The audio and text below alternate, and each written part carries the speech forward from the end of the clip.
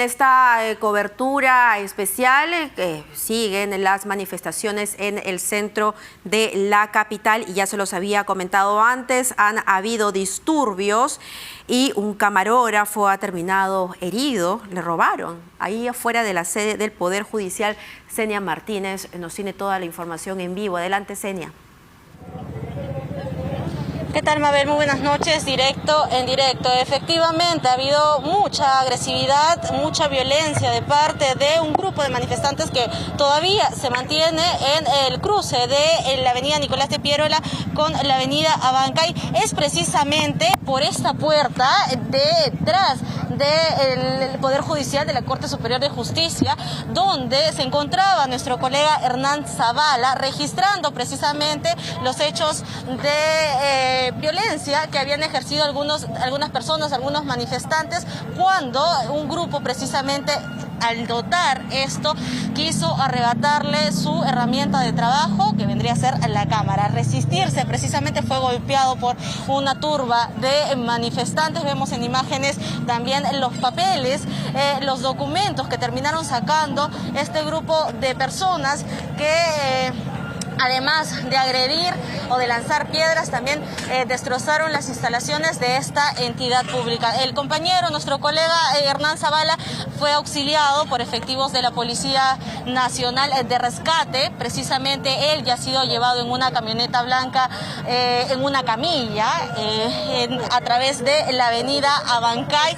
Eso es lo último que sabemos. Parte de su equipo también está buscando un poco de información al respecto, pero no es el único. Más temprano también comentábamos la agresión o la lesión que sufrió nuestra colega María Aranda, precisamente tras luego de que le cayera un bloque de concreto, una piedra muy grande en la cara, Mabel, pero afortunadamente ella tenía la mascarilla, esta máscara antigas que le protegió e hizo que rebotara y finalmente tuviera una lesión del brazo.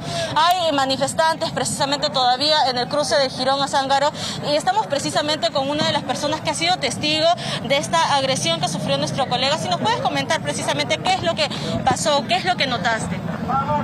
Todo el mundo estaba acá reunido queriendo entrar al lugar y un camarógrafo viene y queriendo identificar a las personas tomándole foto con su cámara. Al darse cuenta que uno de los periodistas, todo el mundo se viene contra él y le empieza a golpear, quitarle el casco, intentando quitarle la cámara y le quitaron la mochila. De la desesperación el chico se escapó y se fue contra los policías. Y al final ellos lo terminaron rescatando. Sí. Listo, muchas gracias. Él es uno de los testigos precisamente de lo que ocurrió, Mabel, con nuestro colega. Ahora la policía comienza a avanzar por la avenida Nicolás de Piérola para terminar de dispersar a un grupo reacio de manifestantes que todavía se mantiene en el Girón, en el cruce del Girón a Zángaro, precisamente tras la emisión de gases lacrimógenos. Ha habido, repetimos, un enfrentamiento también con la policía montada en este cruce de la avenida Nicolás de Piérola. Nosotros permanecemos en este punto detrás de la policía que continúa avanzando, repetimos, para terminar de dispersar al grupo que todavía se mantiene en el centro de Lima. Directo en directo, RPP Noticias. Muchas gracias, Senia. Condenable sin duda lo que está sucediendo y la verdad es que es lamentable la actuación de la policía y hay que generalizar. Hace mucho tiempo ya el gobierno y desde el Ministerio del Interior renunciaron a una de sus funciones básicas, que es proteger a la ciudadanía, desde que argumentaron que la delincuencia había rebasado, ¿no?, la capacidad operativa de la policía y por eso necesitábamos estar en un estado de emergencia apoyados por las Fuerzas Armadas. Ahora vemos que poco pueden hacer para poder identificar y detener a estos vándalos que están manchando una marcha totalmente legítima con protestas totalmente legítimas. A propósito, alguien debe alcanzarle el lapicero al presidente Castillo porque hasta el momento aparentemente no ha firmado el decreto supremo que anula la orden de inmovilización social porque hasta el momento no ha salido publicada. Ojo con eso. Vamos a hablar ahora con el señor Pedro Cateriano. Él se encuentra con nosotros. Muy buenos días, ex primer ministro, ¿cómo está? Muy buenas noches. Buenas noches.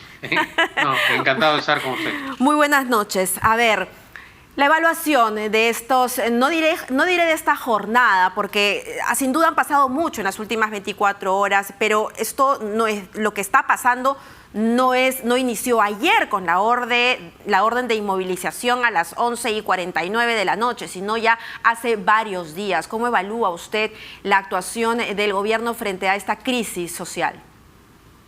Creo que el presidente Castillo viene construyendo aceleradamente su destrucción política. Hoy día, hasta personas que hace algunos meses lo apoyaron electoralmente ya piden su renuncia. Y entonces esto trae como consecuencia un juicio muy severo. Que un presidente de origen democrático conculque la libertad de los ciudadanos es algo sumamente grave en una democracia. Porque en primer lugar demuestra su falta de convicción democrática, sus valores, es decir, la conciencia constitucional y la cultura democrática, la ausencia de una cultura democrática. Pero de otro lado, en el campo político, prueba una vez más que es ciego, sordo y mudo ante las protestas populares. Él que dice supuestamente ser un gobernante del pueblo, hoy día a quien más ha afectado es al pueblo, al hombre de comercio, a la mujer del mercado, al transportista que día a día lleva el pan a su casa. Ellos han sido los más afectados el día de hoy. Es interesante. Pero además, sí. Pero además creo que la gestión pública requiere respuestas. ¿Quién es el responsable político de esta situación catastrófica del día de hoy? Sin duda alguna, el presidente del Consejo de Ministros. Y acá sí el Congreso está obligado en esta ocasión a hacer efectiva la responsabilidad política del gabinete.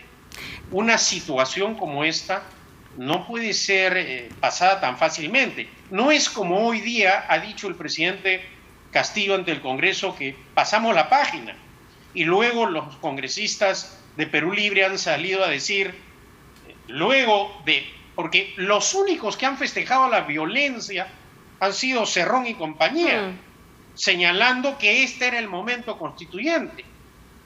Pero lo concreto es que es el gabinete el que tiene que responder por los muertos, por los daños materiales y por el mal manejo de esta crisis política. Usted ha sido primer ministro y conoce perfectamente cómo es que funciona, ¿no?, el aparato desde el Ejecutivo. ¿Habían fundamentos para declarar el estado de emergencia y, por lo tanto, inmovilizar a todo Lima y Callao? ¿O es que ahí hay una infracción constitucional? Es clara la medida desde el punto de vista constitucional que viola el orden constitucional. Ajá. Las medidas que adopta el Ejecutivo tienen que tener proporcionalidad. No puede, por temores o por pánico del presidente, porque hay que recordar que un exministro de él, el exfiscal Guillén, declaró que el presidente Castillo vive aterrado por la vacancia o por perder la condición de presidente de la República. No tiene otra preocupación, no le interesa gobernar el país, tan no le interesa que en plena crisis sanitaria aún seguimos sin ministro de Salud. Es decir, un abandono absoluto de la gestión pública. ¿Quién tiene, por lo tanto, que exigirle respuestas al gobierno? El Parlamento. Y hasta ahora vemos a un Congreso timorato, pasmado en sus actos, y eso también genera una reacción de rechazo ciudadano. ¿Cuál es la solución?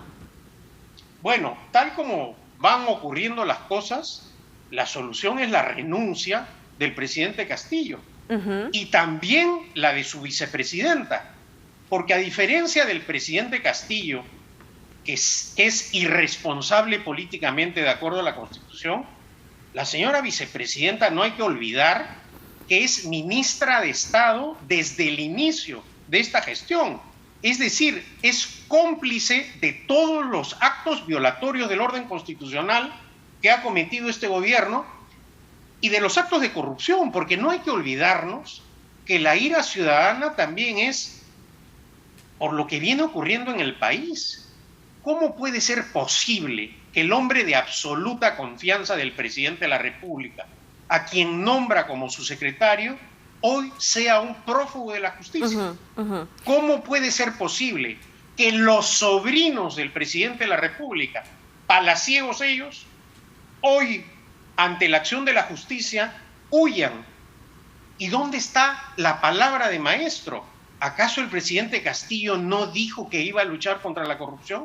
Señor Cateriano, ¿cuán responsables son los ministros de Estado? Porque la decisión de decretar la inmovilización pues, se dio en el seno del Consejo de Ministros. ¿Hay responsabilidades ahí?